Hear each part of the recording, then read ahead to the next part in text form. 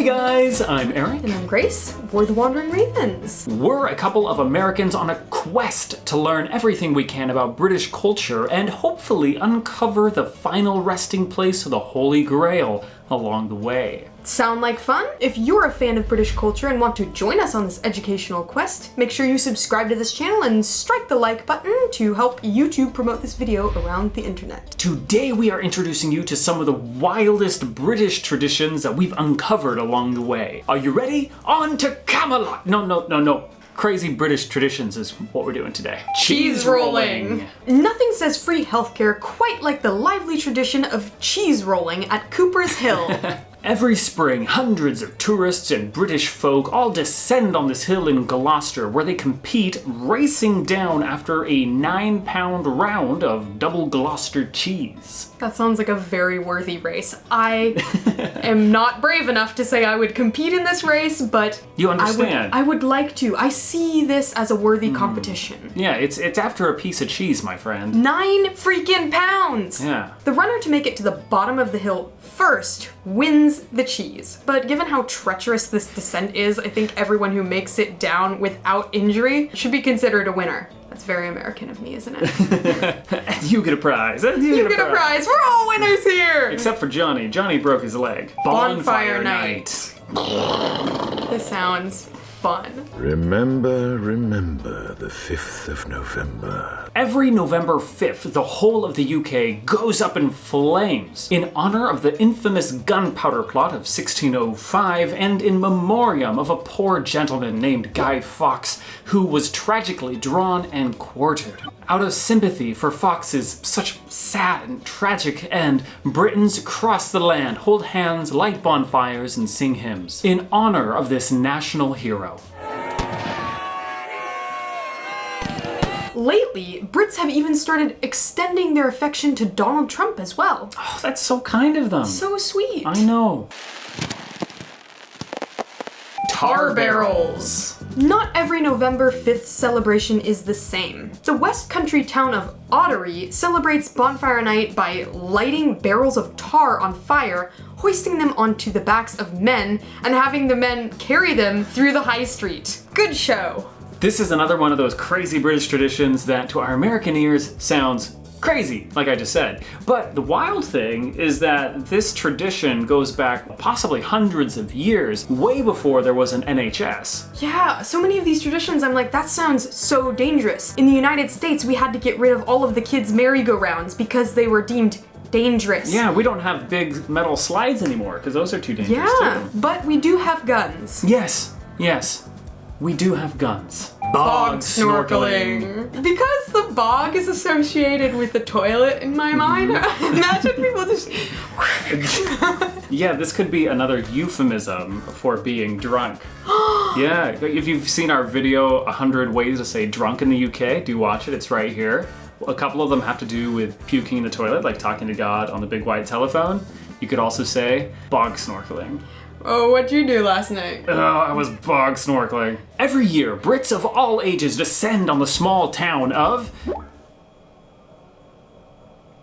Alright, so I remember the double L makes a... Clanortid.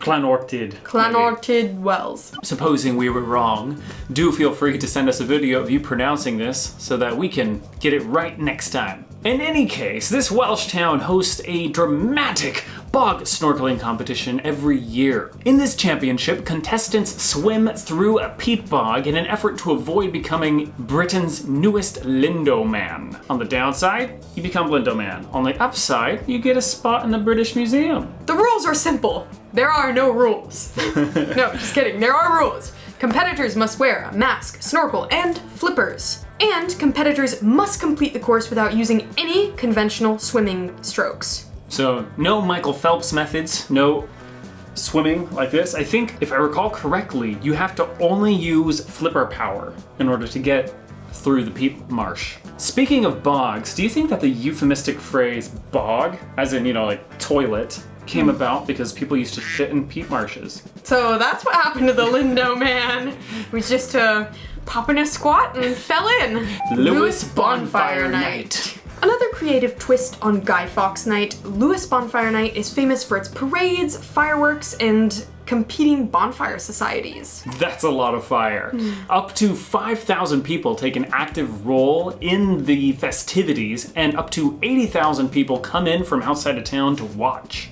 In addition to celebrating the demise of Guy Fawkes, Lewes Bonfire Night also includes a memorial for 17 Protestants who were burned at the stake during the reign of Mary Tudor. To remember the Lewes martyrs, 17 burning crosses are carried through town on Bonfire Night. Nettle eating contest. Okay, now, this one is actually crazy. Each year, hungry contestants descend on the Bottle Inn in Marshwood to see who can eat the highest number of stinging nettles. The way it works is that contestants are presented with a pile of nettle stalks cut into 2-foot lengths. They must eat all the leaves on the stalks, including any bugs they may find, and then when everyone is finished, they line up all the stalks end to end, and the winner is the person with the longest line of nettle stalks that have been cleared of leaves. You know, you have to eat the leaves off the stalks. The current record is held by a gent who ate 104 feet worth of stinging nettle. That gives me a rash just thinking about it.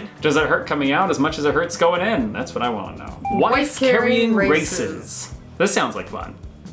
Come on. I can't tell whether it'd be more fun for you or for me. I mean, less fun for you or for me, because you have to carry me and then I have to get bumped around. Yeah.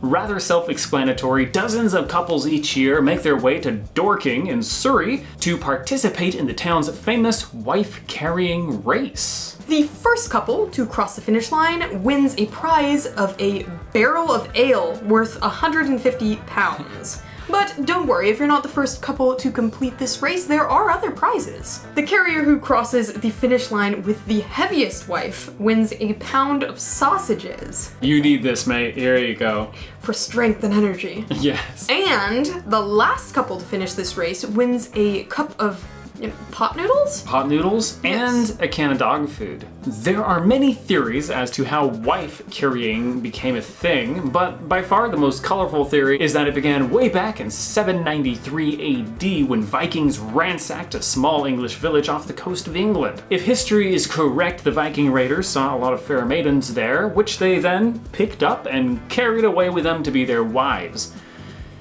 The good old days.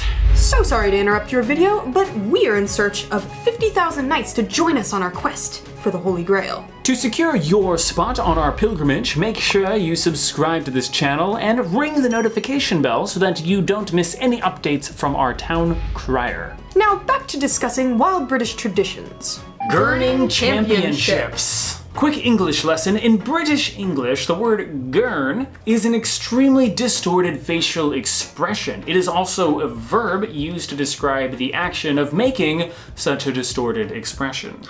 You would be great at this.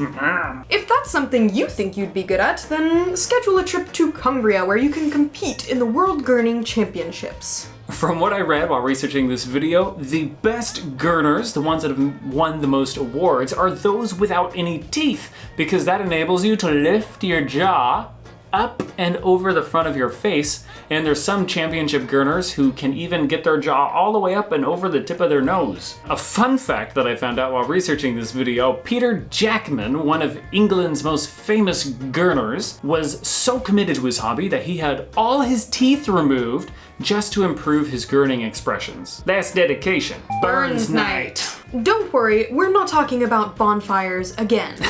Burns Night, or Burns Supper, is a celebration of the life and poetry of Robert Burns, a Scottish poet. But this is no ordinary poetry club. The highlight of Burns Night is, of course, haggis!